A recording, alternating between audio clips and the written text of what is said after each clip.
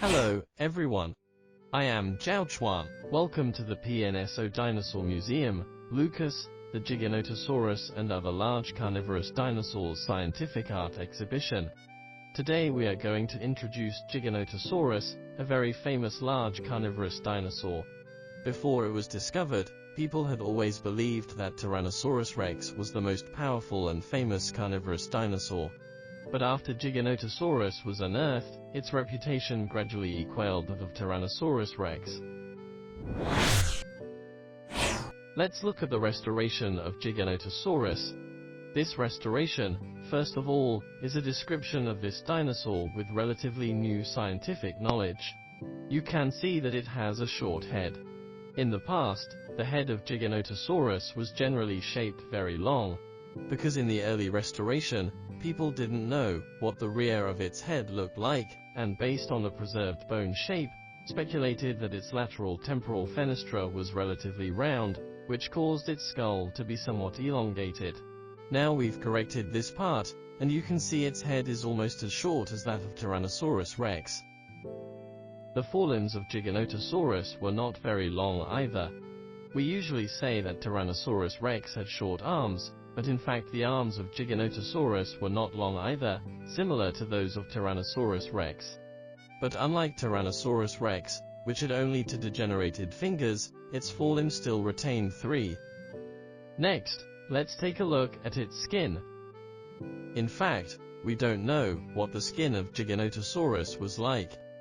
In restoration, people usually made its body covered with fine scales, relied on some known parts of Allosaurus, its close relative. We know that there were fine scales on most of its body. The model we released this time also shows such a feature. Its whole body is covered with fine scales, which is based on the relatively new view, and close to its real appearance.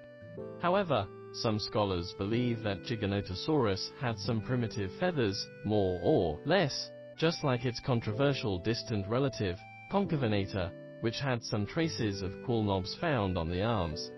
Therefore, it is believed that some dinosaurs of this group might also have feathers.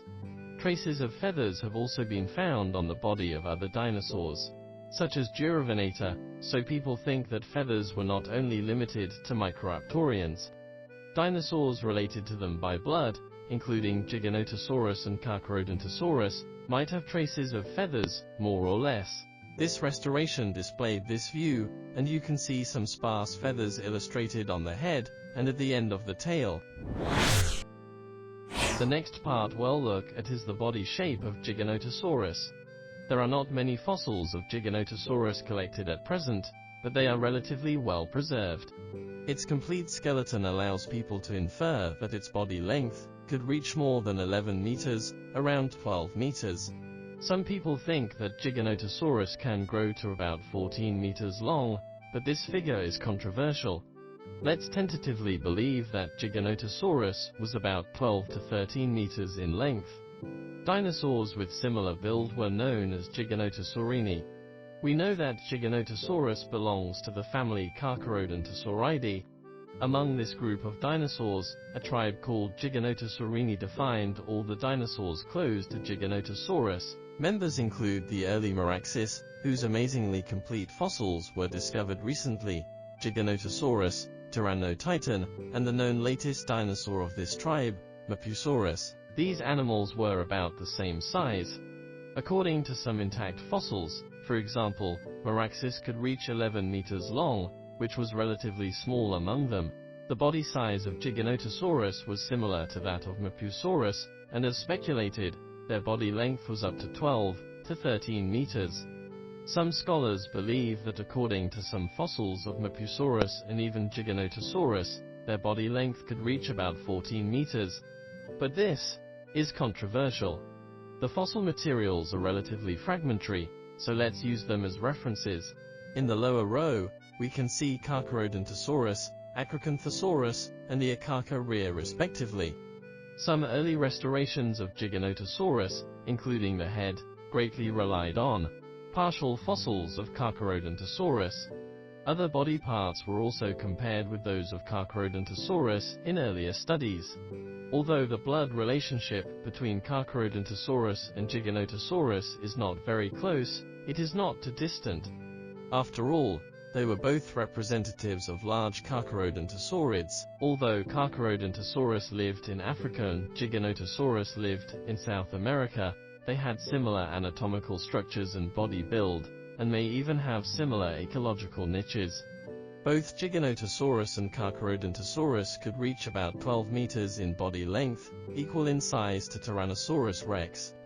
And they both possessed a relatively large head and very degenerated forelimbs.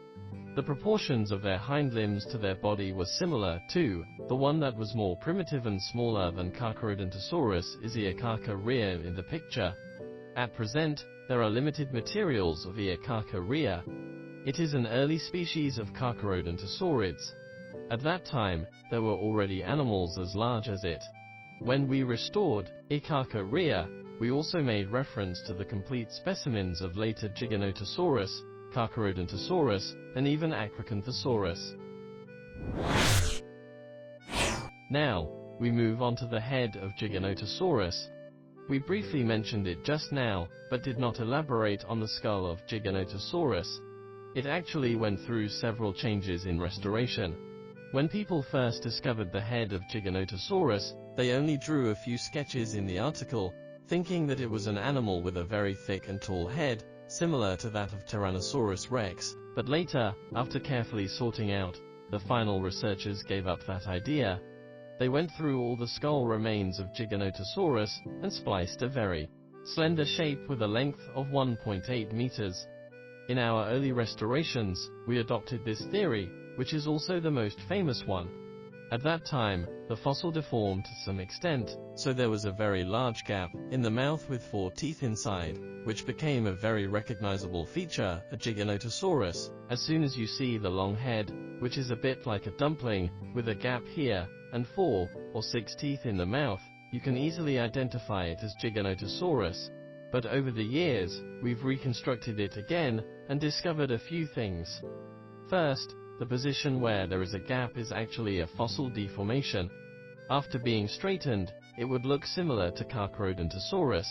In addition, due to the photographic technology and inaccurate measurement of fossils at that time, the values of some proportions of its head described in early articles were somewhat incorrect. Later, after restoration, we learned that the shape of its head was more similar to that of Carcharodontosaurus, as shown in the picture. Let's then take a look at its eyes. The temporal fenestrine behind the eyes has long been debated. At first, people restored it to a relatively round shape. Because no jugal bone fossil of Giganotosaurus was discovered, and it was unclear how to place the bone behind the eyes and atop its head. So, in the early years, it was placed relatively horizontally, making its temporal fenestrine appear large. Later, after making new comparisons, scientists believed that a more reasonable arrangement should be close to the appearance of Carcharodontosaurus or even Acrocanthosaurus, so they corrected this part. When the research on Meraxis came out later, based on its complete skull, people were more confident that Giganotosaurus had relatively narrow temporal fenestrine. In addition, there were 2 rows of very rough ridges in the upper part of the skull of Giganotosaurus, that is, the bridge of the nose above its eyes. When it was alive, a large number of keratinous structures would cover this part, which could protect its head effectively, allowing it to resist impact. They might be very advantageous armor that could effectively protect the face when fighting with fellows or hunting. This part possibly had a bright color, because we know that some species of modern birds or lizards have bright yellow or blue keratinous structures, making them more eye-catching to attract the opposite sex. The next part we will see is its mouth. The mouth of Giganotosaurus was restored to a crooked shape in the early years, and now we know that it was relatively straight. Its jugal bones were restored to a rather downward slope previously, which is a well-recognized feature of Giganotosaurus, but now we have corrected it and made it smoother.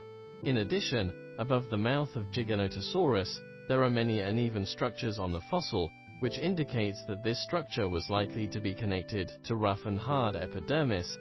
For many animals today, for example, the underneath bones connected to the keratin will grow into such a rough appearance, which can tightly hold the hard keratinous structure, making it difficult to fall off.